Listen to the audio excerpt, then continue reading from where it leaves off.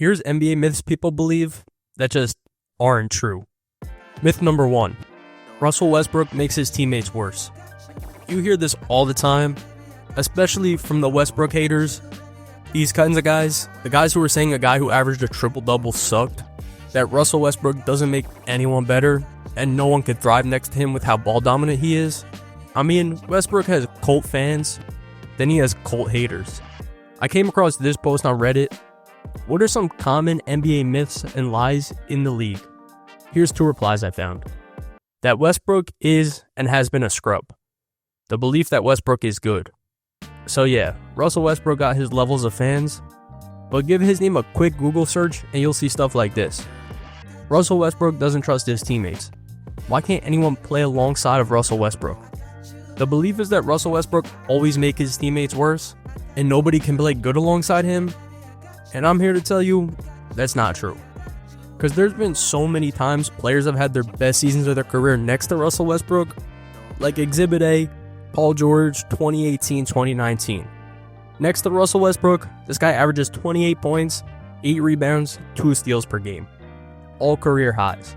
He led the NBA in steals, he finished 3rd in MVP voting, All-NBA first team, All-Defense first team.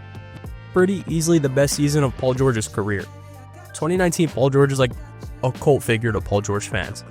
People still talk about him till this day. And this is one of the best players of the last 20 years, had his best season next to Russ. But it's not only him. 2021 Bradley Beal, 31 points a game, career high, finished top 2 in the scoring race, the most efficient high volume stretch of his career with Westbrook. Then you got Kevin Durant. I don't know if it's definitely KD's best season because I feel like every KD season is low-key the same. 28 points per game on ridiculous efficiency every year. But he won MVP next to Russ, 2014, 32 points a game, career high. He led the league in scoring, PER, and box plus minus, one of the highest offensive peaks ever. And same goes with Harden, 2020, 34 points a game, career best true shooting. So yeah, all 4 of these guys, 4 superstars, either their best, or in Harden's case, probably their second best season of their careers. All next to Russell Westbrook. And it isn't even just them. The 2016-2017 season, Westbrook won MVP, that whole argument just falls apart. Let's start with the most insane stat I've ever seen. 2017 playoffs, Thunder vs Rockets. With Westbrook on the court, OKC was plus 15. With Westbrook off the court, OKC was minus 58. That's a 73-point swing in one series. And it gets worse. In one game, in the 6 minutes Russ didn't play, OKC lost those minutes 27-9 in 6 minutes. ESPN put out an article, Thunder without Russell Westbrook were worse than the Toon Squad. Do you know how bad Porky Pig was at basketball? The guy was absolutely trash. So yeah, Russell Westbrook clearly makes his teammates better. Myth number 2. LeBron's East was weak. What the myth is LeBron had a way easier path to the finals every year than Michael Jordan had. I know that you've heard this debate before. You know how easy it was for me to find this? I found a LeBron James fans and Michael Jordan haters united page. You know how crazy this is that this exists?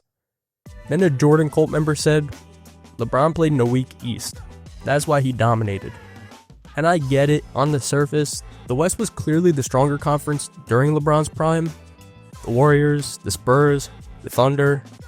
But when you actually look at it, the East was pretty damn good too. And the difference between LeBron and Jordan's competition is basically nothing. Like, literally nothing. Jordan's playoff opponents during his final runs had a winning percentage of .608. LeBron's playoff opponents during his finals run had a winning percentage of .603. That's a 0.005% difference. Jordan fans, use that. MJ's opponents won 0.005% more of their games. But really, when you look at the teams they played, it's basically the same. Jordan beat 360 win teams on his way to the finals, the 93 Knicks, the 96 Magic, the 97 Heat.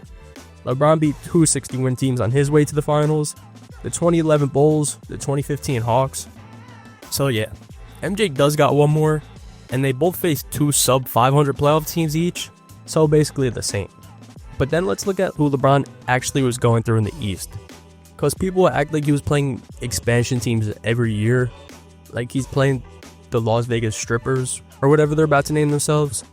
But 2004, the Pistons won the championship. The 2006 Pistons won 64 games. The 2008 Celtics, Pierce, Garnett, Rondo, Allen, NBA champions. The 2010s Raptors consistently won 55-ish games. Although LeBron though. But Melo's Knicks, Paul George's Pacers, D Rose's Bulls, the Hawks Super Team, Dwight's Magic, the Isaiah Thomas Celtics, John Wall's Wizards, Embiid's Sixers. There were really good teams during these runs. And then there's even one more thing that kills this argument. During LeBron's peak years, he actually scored more efficiently against the West than the East in multiple seasons. So the guy was literally better against the stronger conference. Of course, I'm not saying MJ played scrubs. He probably did play some better teams than LeBron played in the East. But LeBron's East opponents definitely weren't weak, I would say. So next time someone tells you LeBron's East was weak and Jordan had it way harder, just show them a 0.005% difference in their opponent's winning percentage. And then walk away. Myth number 3. Dwight declined after Orlando. You hear this all the time. Dwight left Orlando and just fell off, washed. And I get why people think this. In Orlando, Dwight was an absolute monster. Defensive Player of the Years, like 50 of them. Brought the Magic to the finals. One of the best big men the league ever seen, honestly. And then he leaves and he bounces around to like 5 different teams. And people just assume the second this guy left the Magic, his career was over. But when you look at it, that's not even close to true. He had insane seasons after he left Orlando. Let's start with the Lakers, 2013. One of the biggest disaster Laker teams ever. Dwight averages 17.1 and 12.4. Leads the NBA in rebounds per game. Is on the All-NBA third team. 2014, his first year with the Rockets. 18 points, 12 rebounds, 1.8 blocks, 60% from the field. And he made the All-NBA second team that year. If Wash is making the All-NBA second team, then I guess Jalen Brunson is washed right this second.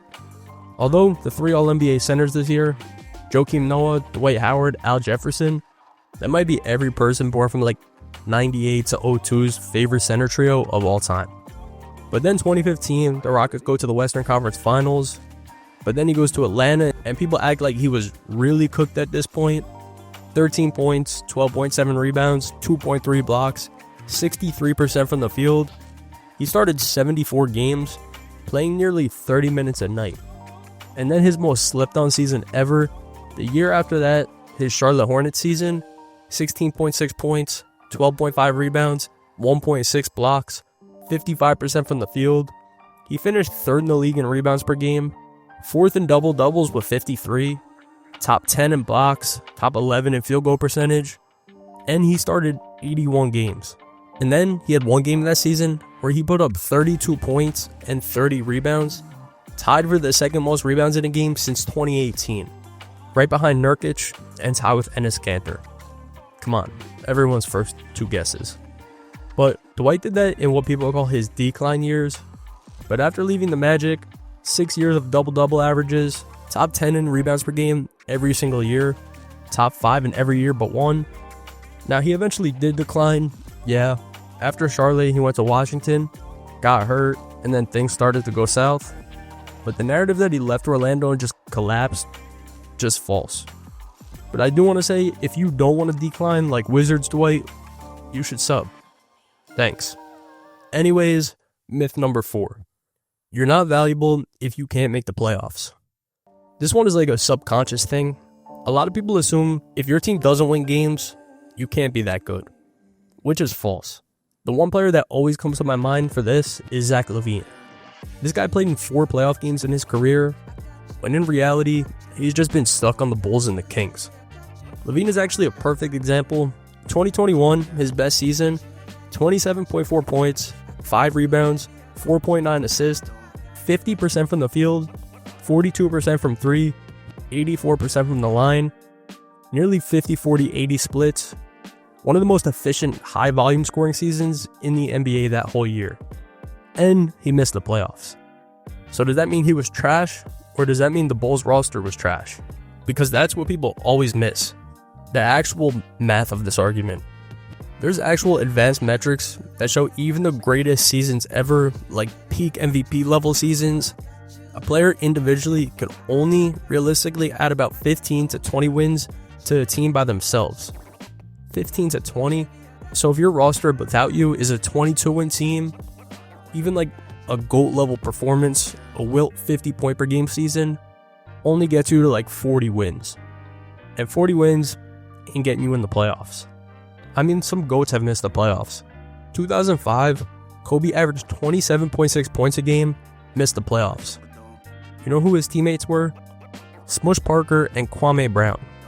Obviously, not a Kobe problem. It's a Lakers problem. Kareem missed the playoffs in 1975 while being the defending MVP. Kevin Garnett missed the playoffs 3 straight years from 2005 to 2007, still averaging 20 and 10 with elite defense every year. One of the best players in the league, missing the playoffs because Minnesota had nobody else. Devin Booker, he missed the playoffs in his first 5 seasons, still averaging 25 to 27. Then the second they built an actual roster around him, that CP3 roster, he went straight to the finals. Same player, better team. And that's exactly the point. Playoff success is a team outcome, not an individual measurement. Anthony Davis missed the playoffs 4 times in his first 6 seasons, was still a top 5 player in the league in PER and impact, and then he goes to LA with LeBron and wins a championship. Maybe AD just suddenly got good when he went to the Lakers. I don't know. But then you got Tracy McGrady, who actually did make the playoffs, and then lost in the first round 7 straight times. It's really just team success depends on your roster. You can't make the playoffs by yourself. It's impossible. Your coaching, your conference, your injuries, everything plays a huge factor. So yeah, sorry to say, Kings and Bulls fans, as great as Zach LaVine is, it's a Kings and Bulls thing. Myth number 5. Kyle Korver was undeserving of his All-Star. So 2015 season, Kyle Korver makes the All-Star team. Look up any list of the worst All-Stars ever. Kate Korver, right here second. Korver's here on the thumbnail of this video. Korver again. I know that ain't who I think it is though, but you get it. People think Korver's All-Star selection wasn't deserved. Actually get this one. You look at the guy's stats, 12.1 points, 4.1 rebounds, 2.6 assists. None of these are even career highs for Kyle Korver. These numbers definitely don't say All-Star. They barely even say backup shooting guard. And he was an injury replacement for the All-Star game. So I get why people say this, but the more you look at his season, the more it was a, oh shit, that's why he made it. First off, it's genuinely one of the most efficient seasons in NBA history. Like, not even an exaggeration, historically efficient. When they announced him as an All-Star, his shooting splits were 51% from the field, 49% from 3, 90% from the line. He was on pace for a 50-50-90 season. You know how rare that is? It's so rare that nobody's ever done it. And Korver was right there. And then his true shooting percentage, 70%, led the entire NBA in true shooting percentage. And then he led the NBA in 3-point percentage and 3-pointers made. So the most efficient shooter in the league, also taking the most threes. Usually when a guy shoots a percentage like that, it's because he's taking 3 attempts a game. Korver was taking 6 threes per game at 49%. And then his plus-minus impact, plus 461 on the season, 4th in the entire NBA. Meaning when Korver was on the floor, the Hawks were absolutely cooking their opponents. And speaking of the Hawks, at the All-Star break, they were 43-10. The first seed in the East.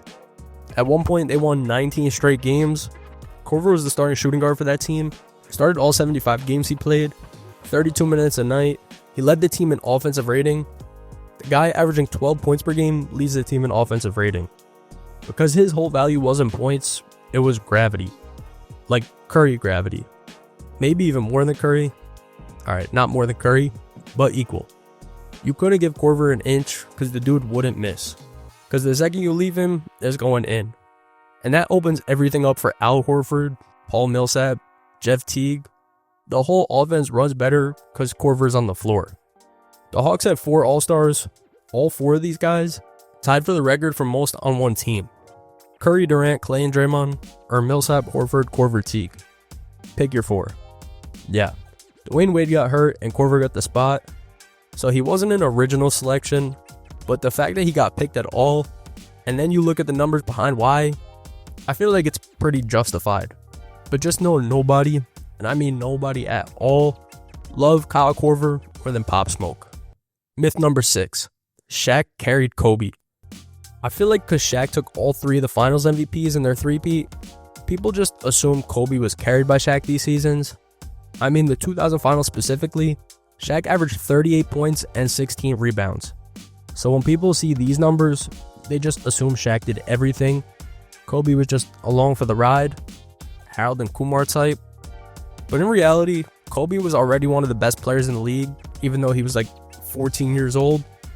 But then you look at the actual playoff numbers across these 3 championships, it becomes obvious. Kobe Bryant, across the full three-peat, averaged 25.6 points, 5.1 rebounds, 4.7 assists. Shaq, 24.3 points, 11.6 rebounds, 2.7 assists. These are the playoff numbers. Kobe averaged more points than Shaq across the entire three-peat.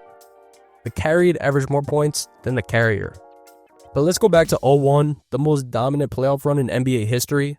15-1, and Shaq that year averaged 30.4 points, 15.4 rebounds.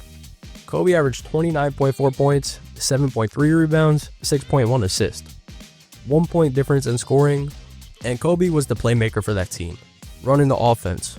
This isn't Kobe being carried, it's the best duo in NBA history, after Musa Diabate and Grant Williams. But before the finals actually, Kobe was averaging 31 points per game in the playoffs, actually outscoring Shaq. And in the 3 regular seasons, Kobe averages 23, 29, and 25 points per game. Some of the most efficient years of his career too. 47%, 46%, and 47%.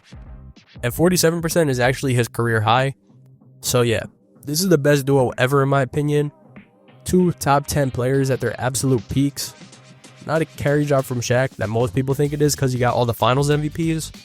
Then Kobe goes on to win 2 more championships, 2 finals MVPs without Shaq. And Shaq, after leaving LA, wins 1 more title. So both these guys prove they needed help to win.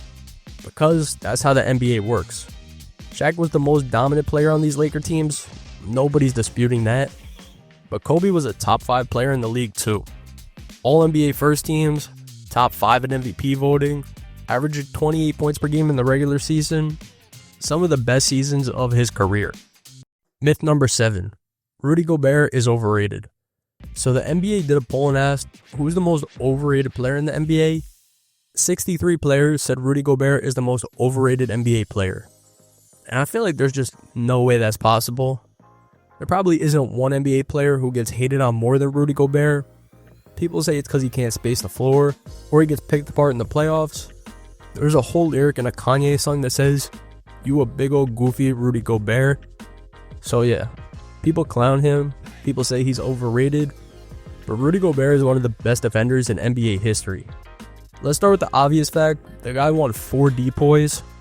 4? You know who else has 4 depoys? Dikembe Mutombo and Ben Wallace. That's it. 3 guys in the entire history of the NBA have won Defensive Player of the Year 4 times. And Rudy Gobert is one of them. But then let's go to the actual numbers, because his on-off defensive impact is genuinely insane. In Minnesota, the Timberwolves are 16.2 points per 100 possessions better defensively with Gobert on the floor. 16.2 points per 100 is insane. And it was the same story in Utah.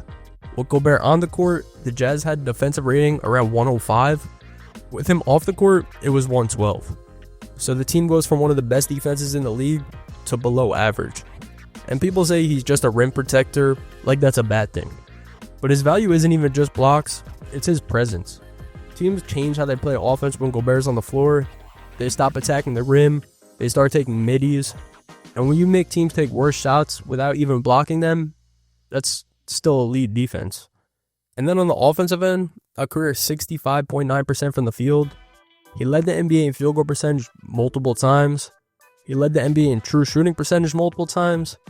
The guy's shooting 71% from the field this season. Now, do I think Gobert has playoff limitations? Yeah. When teams go small and stretch him out, it can get ugly. But here's the thing. In Utah, his perimeter defenders were consistently some of the worst in the league. So Gobert was being asked to protect the rim and chase guys around the perimeter at the same time. It's not really a Gobert problem, it's more of a roster problem. And even in the playoffs, he still averages 12 points, 12 rebounds, 1.5 blocks per game. And he had a game with 27 points and 24 rebounds against the Lakers. The bottom line is this. Rudy Gobert doesn't score 25 points a night. He doesn't do anything flashy. He's not even good. I'm joking. But he makes his teams drastically better on the defensive end every single time he steps on the floor. And all the numbers I said pretty much back it up. But I was scrolling on Instagram and I saw this kid's top 5 players ever. It's Bam, Halliburton, SGA, Yuki, Gobert. You know what? Maybe he was onto something. But if you guys enjoyed this, I would genuinely appreciate it if you could subscribe. It's the only thing that lets me know you guys want me to keep posting on here. Thank you guys for watching.